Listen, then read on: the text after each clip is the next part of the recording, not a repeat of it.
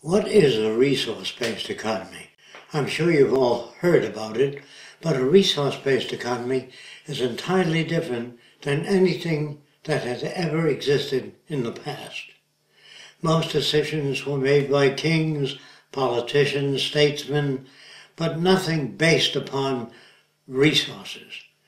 To better understand the meaning of a resource-based economy, picture an island somewhere in the South Pacific, and you really want to know how many people can that island support, and to what degree can the extravagance of the island be maintained. First, you have to know how much wood there is, how much water, how much arable land. Once you do a survey of the resources of that island, that can best be the method for determining how many people it will support. If the materials do not exist, you can only design a culture based upon the materials that do exist. You can only grow food based upon the arable land area and the water surrounding the island, the fish, crustaceans, all the other things. And if you have an agronomist on your island, or a series of them, they can advise you as what is best to grow in that tropical region. So you really need technical competence in order to arrive at decisions that make sense. You cannot arrive at decisions that make sense by consensus, by asking people what they want. You have to find out what the island has to offer, and that's what you can determine the future by. All other systems will fail.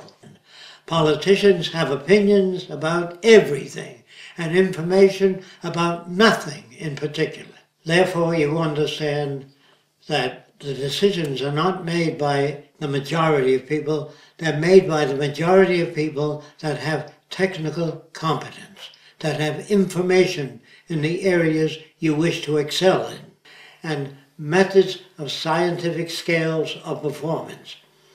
If you have 1 million sincere people that have no technical competence, I can assure you nothing can be accomplished.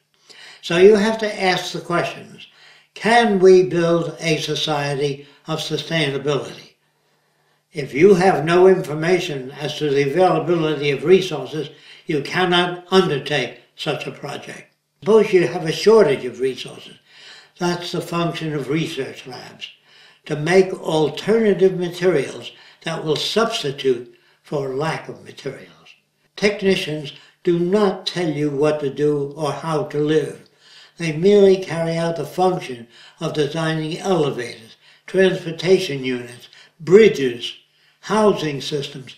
They do not tell people what to do, what to think, or how to live. That's the mistake that most people make. They think that a resource-based economy has technicians that also tell you what lifestyle to use. No, they don't. The resources determine that. All that the technicians do is build a system that can utilize those resources for the benefit of all the people involved. It has to be global.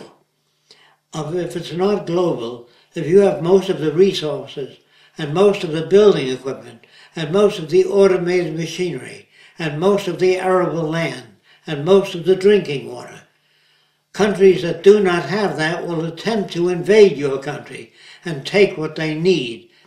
Every nation wants a piece of the pie. Keep that in mind. So to the degree that you try to live a sustainable life to yourself will not work, because other nations that lack material will invade you. In the rebuilding of cities throughout the world, you have to consider how far those cities are from resources. That means available materials, concrete, steel, reinforcement, etc. If the cities are near that source, then it becomes more efficient to design the cities as systems operations, meaning that the city itself must meet the needs of the people that live there. We announce on television what is available and what is not available at the time, and when it probably will be available, so the public has information of where to go to access whatever it is that they need. So people will have access to more things than they've ever had in a monetary system. More things and more opportunities will be available. All of the cities are designed to utilize a minimum amount of energy for maximum service. In that way, we conserve energy so that we can handle more people. There are people throughout the world that do not have access to high energy systems. We'll be able to provide more for human need if we use efficiency. Naturally, if we fail to do that, you can only take care of a limited amount of people. The resource-based economy has millions of slaves, but they're machines. And machines do repetitive, boring, and dangerous jobs. That's what the machines are for. They're not to put you out of work. If they can turn things out faster than you, we don't need you working. In fact, we don't want you working in an industrial plant. We want you to go back to school and study whatever you're interested in, whatever you think you'd like to study, whatever you feel you'd like to understand better. Unfortunately, money doesn't represent things in existence.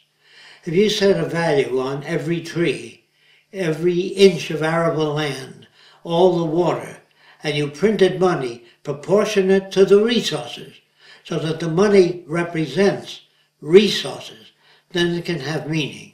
But today, that is not accomplished. Although they may tell you that demand will really bring about these things. No, demand doesn't bring about the things, available resources do.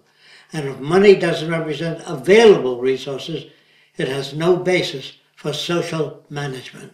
When you live in a false society that bases its wealth upon money, then that society itself will collapse eventually, not because I say so, because it's not based on physical reference.